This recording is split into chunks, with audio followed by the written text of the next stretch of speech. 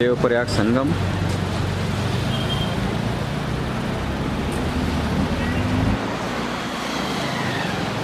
भगीरथी और अलकनंदा नदी का यहाँ संगम का ये दृश्य।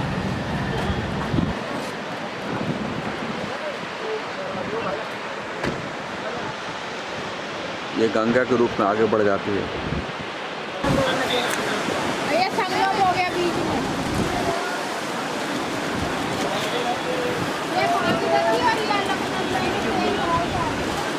ये भागीरथी नदी कौन सी? ये वाली।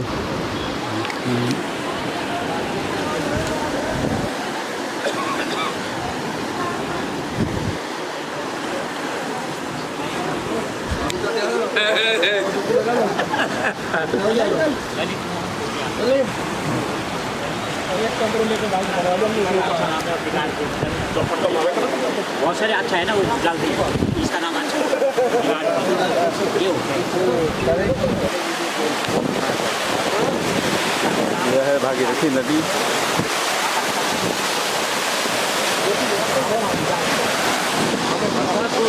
हाँ यहाँ ऊपर तक अच्छा सारा ऊपर तक पानी। और यह है अलकनंदा नदी।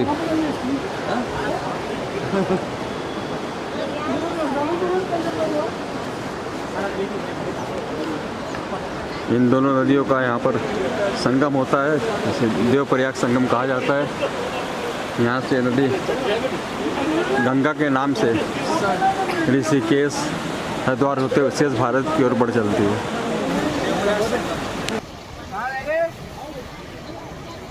देवप्रयाग संगम यहाँ पे क्या है?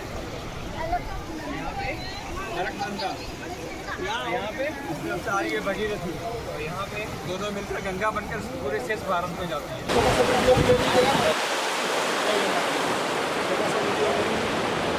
घुमा दीजिएगा चारों तरफ।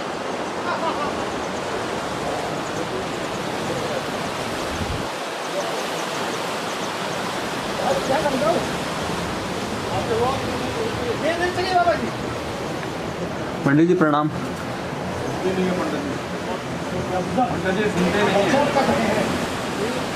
महाराज जी सादर प्रणाम। प्रणाम। जय गंगा मैया की। जय गंगा मैया की।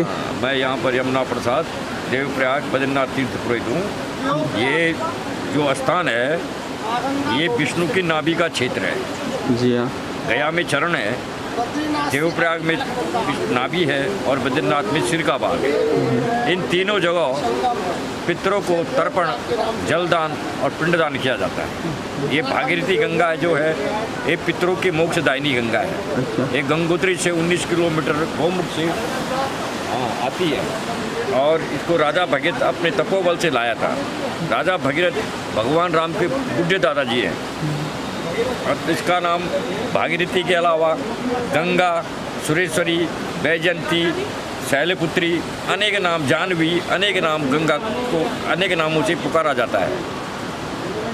ये अलकनंदा गंगा है सामने। ये अलकापुरी बद्रीनाथ से आती है, जिसमें पहली गंगा जो है वो सरस्वती गंगा मिलती है। बद्रीनाथ से 3 किलोमीटर ऊपर माणा गांव में सरस्वती के ऊपर भीमपुल है, वहाँ पहले सरस्वती, फिर उसके बाद धौली गंगा मिलती है विष्णुप्रयाग में, नंदप्रयाग में नंदाग्नि, कर्णप्रयाग में पिंडर गंगा और रुद्रप्रयाग में केदारनाथ से मंदाग्नि आकर के प्रमुख नदियाँ ये जो है अलकनंदा में मिलती है। ये यहाँ से 4 या 5-6 प्रयाग ऊपर है। केशव प्रयाग, विष्णुप्रयाग, नंदप्रयाग, कर्णप्रयाग और रुद्रप्रयाग। यहाँ पर जो है भगवान राम ने 12 वर्ष तक रावण को मारने की ब्रह्म हत्या का जो दोष उन पे लगा था उसके निवारण हेतु यहाँ पर 12 वर्ष तक उन्होंने तपस्या की है, प्रायश्चित तपस्या की है। भगवान राम का 10,000 साल से भी पुराना मंदिर है यहाँ पर, जो कि 108 दिव्य मंदिरों में जिनका नाम आता है रघुनाथ जी का मंदिर। जी हाँ, जी हाँ। ये 5 महादेवों से घिरा हुआ स्थान है। सामने टुंडेश्वर है, ये गंगेश्वर है, विश्वेश्वर है, बेलेश्वर है। ये 5 महादेवों से घिरा हुआ है।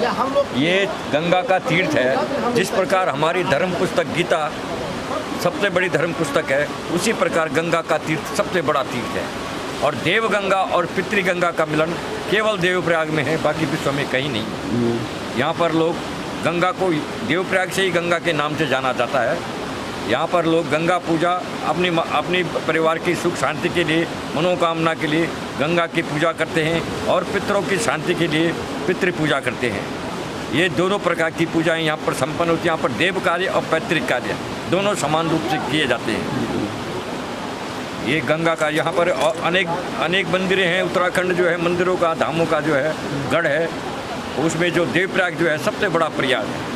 अच्छा, यहाँ कोई ऐसा कोई विशेष प्रयोजन जो होता हो साल में 1 या 2 बार, कुछ खास ऐसा प्रयोजन जब लोग स्पेशली आते हैं यहाँ पे? यहाँ पर प्रयोजन है। यहाँ मंदिर तो कभी भी जा सकते हैं हम। हाँ, देखो यहाँ पर एक तो मकर संक्रांति का स्नान होता है। जी हाँ। प्रमुख स्नान है मकर संक्रांति का।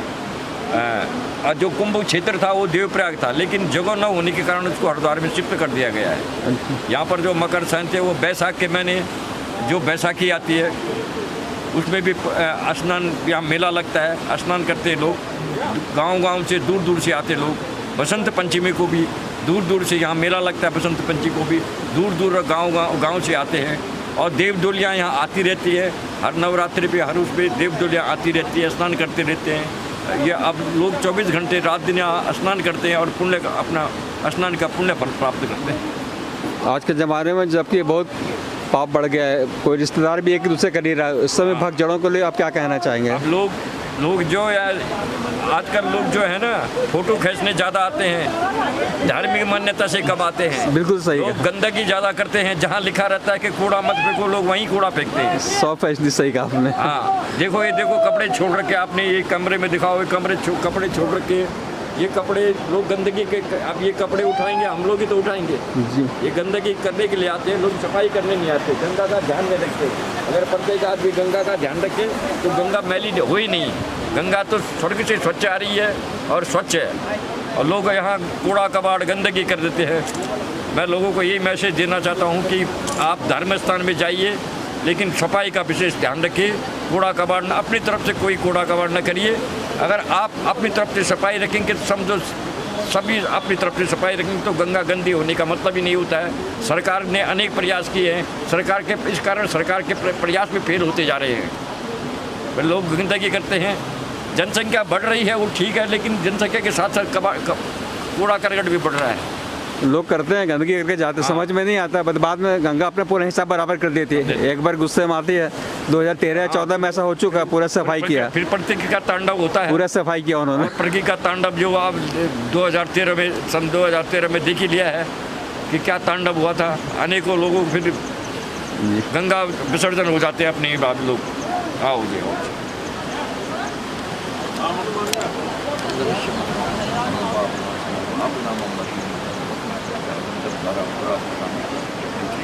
स्तरी सर्वगंधाना तामि हो। माँ गंगा मनोकामना पूर्ण करी तो वृद्धि सिद्धि करी। गंगा ये 10 पाप हरा ये नमो पूजा कल्याणम।